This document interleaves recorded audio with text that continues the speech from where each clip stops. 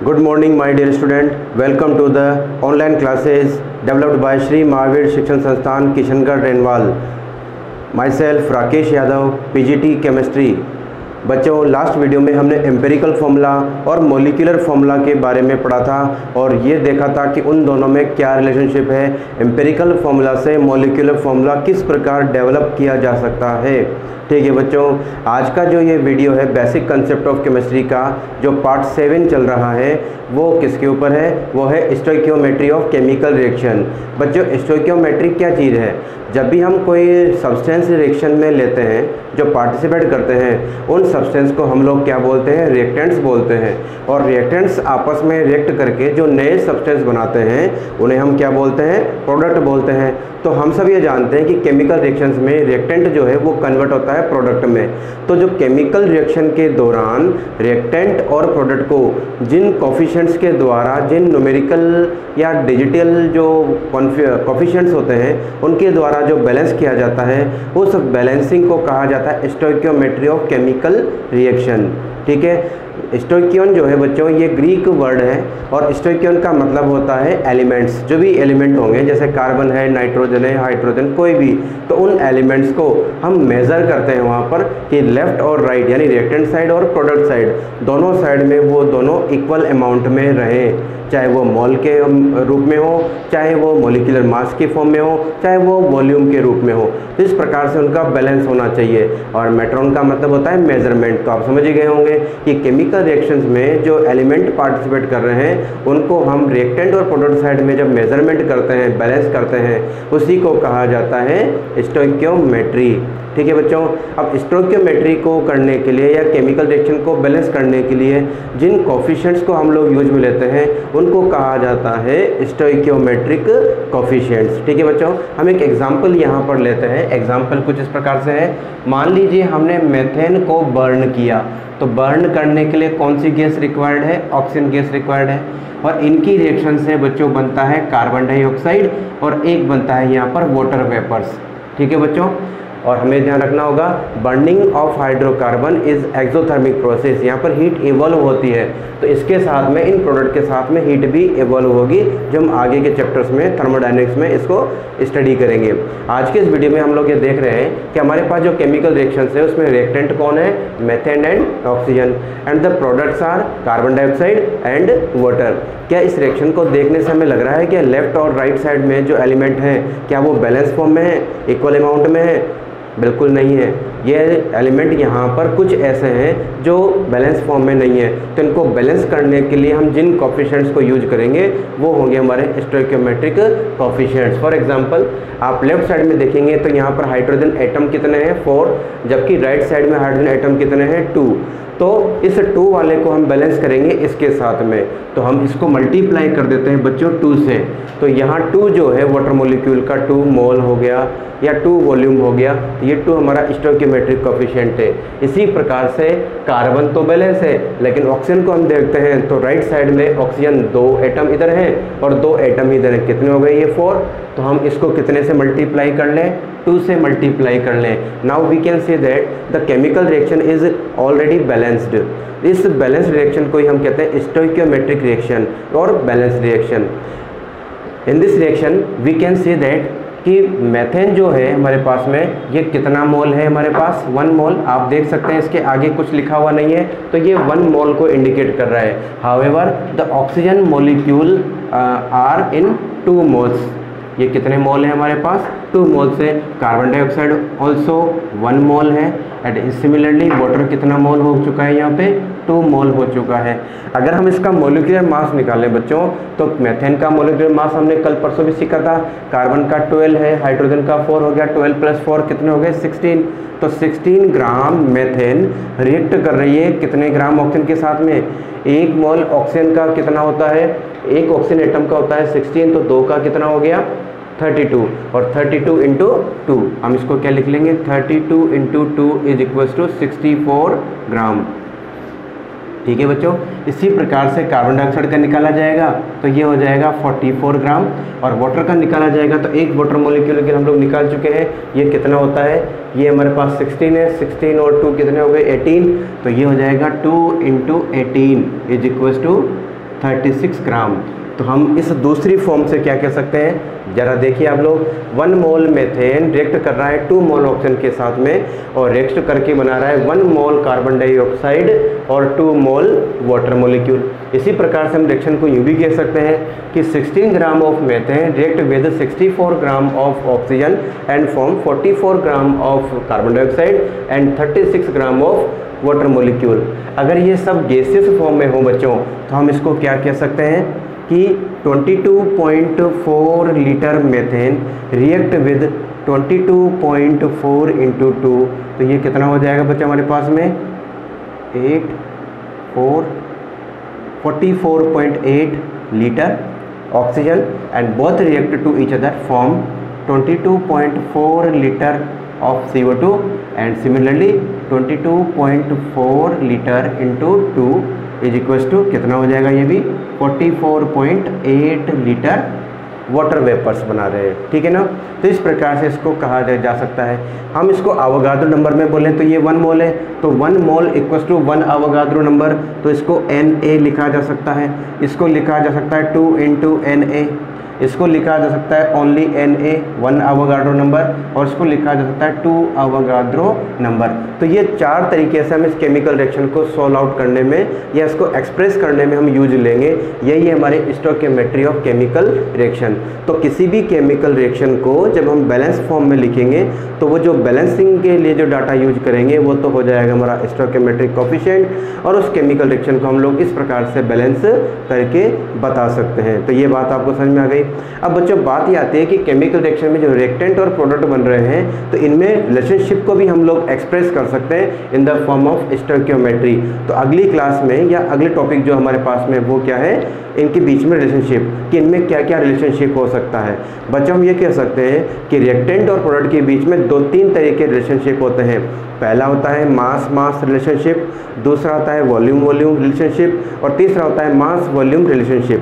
इसका मतलब ये है अगर आपको किसी एक रिएक्टेंट का मास दे दिया जाए और दूसरे प्रोडक्ट साइड में किसी सब्सटेंस का मास पूछा जाए तो उस कैलकुलेशन को हम बोलते हैं मास मास रिलेशनशिप।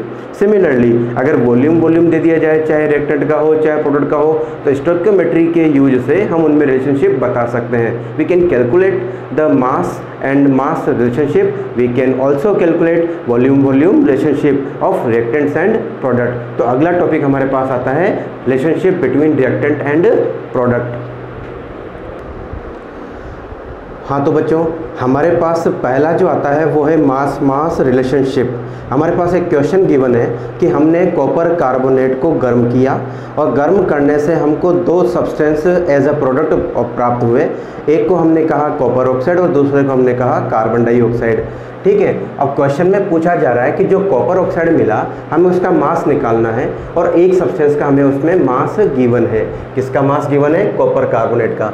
ज़रा आप केमिकल रिएक्शन देखिए, ये हमारे पास कॉपर कार्बोनेट है, इसको हमने हीट किया तो 1 substance is copper oxide and another 1 substance is carbon dioxide. Reaction जो है हमारी केमिकली बैलेंस्ड है, तो हम ये कह सकते हैं कि ये 1 मोल जो कॉपर कार्बोनेट है इसके द्वारा 1 मोल ही हमको कॉपर ऑक्साइड मिल रहा है और 1 मोल ही हमें क्या मिल रहा है? कार्बन डाइऑक्साइड मिल रहा है। अब यहाँ पर हम निकाल लेते हैं कि इनके जो मोलर मास है वो क्या होते हैं।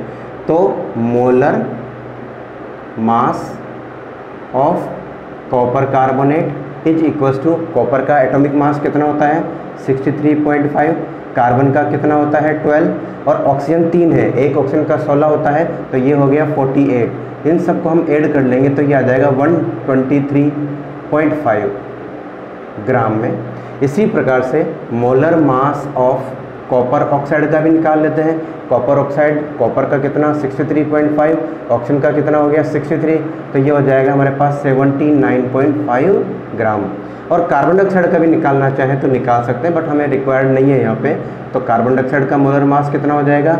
12 और ये हो जाएगा पास में 32 इज इक्वल्स टू 44 ग्राम में। ये हमारे पास इसकी डाटा है। अब आप यहाँ देख सकते हैं कि मोलर मास हमारे पास आ चुका है। हम क्या कह सकते हैं, क्वेश्चन में क्या बोल रहा है कि कॉपर कार्बोनेट को बर्न किया तो जो कॉपर ऑक्साइड मिल रहा है हमें उसका मोलर मास क्या, इसका जो मास हमें मिल रहा है वो हमें निकालना है। तो हम यहाँ क्या कह सकते हैं, सिंस कितने ग्राम कॉपर कार्बोनेट था? 123.5, ठीक है। सिंस 123.5 ग्राम, या यूँ कह सकते हैं since on heating 123.5 gram copper carbonate we obtain copper oxide. कितना हमको मिल रहा है यहाँ पर कॉपर ऑक्साइड? ये मिल रहा है हमें 79.5 ग्राम मिल रहा है। इसी प्रकार से हम कह सकते हैं अगर ऑन हीटिंग अगर हम 1 ग्राम कॉपर कार्बोनेट लेते हैं बच्चों, तो उससे कॉपर ऑक्साइड कितना मिलता है हमें? 79.5 डिवाइडेड बाय 123.5 ग्राम। और हमको यहाँ पर कॉपर कार्बोनेट कितना दिया हुआ है? हमें दिया हुआ है 12.35, इसलिए हम कह सकते हैं 12.35 ग्राम कॉपर कार्बोनेट को हीट किया तो कॉपर ऑक्साइड जो मिलेगा वो क्या हो जाएगा? 79.5 डिवाइडेड बाय 123.5 इंटू 12.35। इसको जब सॉल्व आउट किया जाएगा तो सॉल्व करने पर जो हमें डाटा मिलेगा बच्चों वो हो जाएगा हमारे पास में, हम इसको सॉल्व कर लेंगे तो ये आ जाएगा हमारे पास में 7.95। कितना आ जाएगा हमारे पास? ये 7.95 ग्राम, ठीक है बच्चों। तो हमको एक मास दिया हुआ था, उसकी हेल्प से हमने दूसरे सब्सटेंस का मास निकाल लिया। हम इसका उल्टा भी कर सकते थे कि अगर हमें 7.95 ग्राम कॉपर ऑक्साइड मिला होता तो कितने कॉपर कार्बोनेट की रिक्वायरमेंट होती, तो हम ये निकाल लेते हैं, इससे मिले उल्टा हो जाता। तो इस प्रकार से हम लोग इसको निकाल लेंगे। यही रिलेशनशिप हमारा कहलाता है मास मास रिलेशनशिप। इसी प्रकार से बच्चों दूसरा जो केस होता है वो है वॉल्यूम वॉल्यूम रिलेशनशिप। अब हम इसकी बात करेंगे। तो बच्चों हमारे पास जो अगला जो टॉपिक आता है वो है volume volume relationship. Same condition है, हमको रिएक्टेंट या प्रोडक्ट में से किसी एक सब्सटेंस का वॉल्यूम गिवन होगा और उस वॉल्यूम के आधार पे हमें दूसरे सब्सटेंस का, चाहे वो रिएक्टेंट हो तो प्रोडक्ट का निकालना होगा, प्रोडक्ट है तो रिएक्टेंट का निकालना होगा, तो वॉल्यूम निकालना होगा। हमने क्वेश्चन यहाँ पर लिख दिया है, हमें कहा गया कि एसिटिलीन का कंप्लीट कंबशन हुआ। एसिटिलीन एक गैस है, एक हाइड्रोकार्बन है बच्चों, एल्काइन है।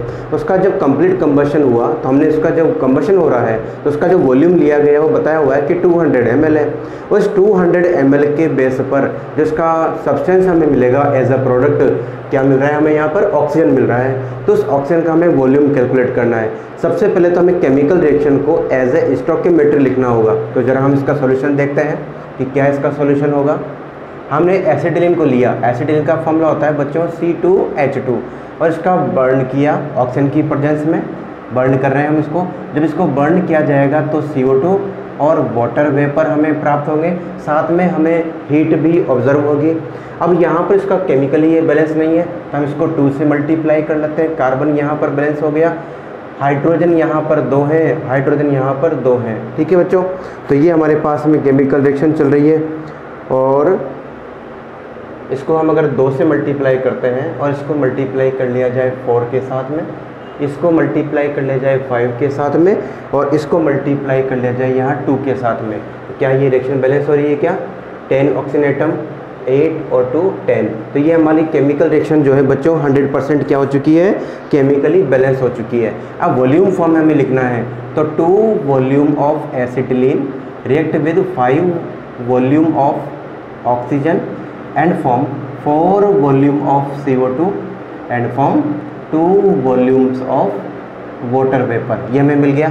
इसी प्रकार से हम इसको ये भी कह सकते हैं कि 2 ml of acetylene react with 5 ml of oxygen and form 4 ml of carbon dioxide and also 2 ml of water। हम इसको लीटर में मिल सकते थे बट हमें जो डाटा दिया हुआ है वो ml में है, हमने इसको ml में ही लिखा है, ठीक है बच्चों। अब हम उसी प्रकार से इसको लिख लेंगे।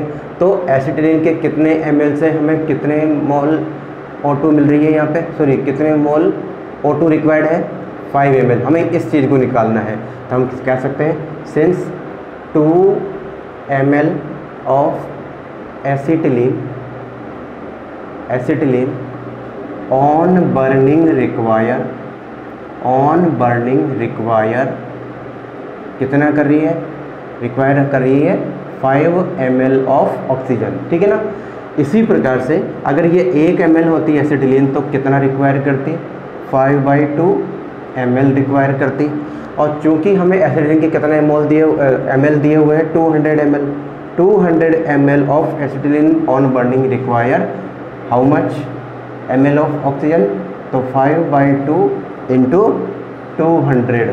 ठीक है बच्चों, तो ये हमारे चला गया, ये 100, तो ये हो जाएगा 500 ml of oxygen. 500 ml of oxygen हमें यहाँ पर रिक्वायर्ड होगी उस बर्निंग कंडीशन के लिए। बच्चों आपको बात समझ में आ गई?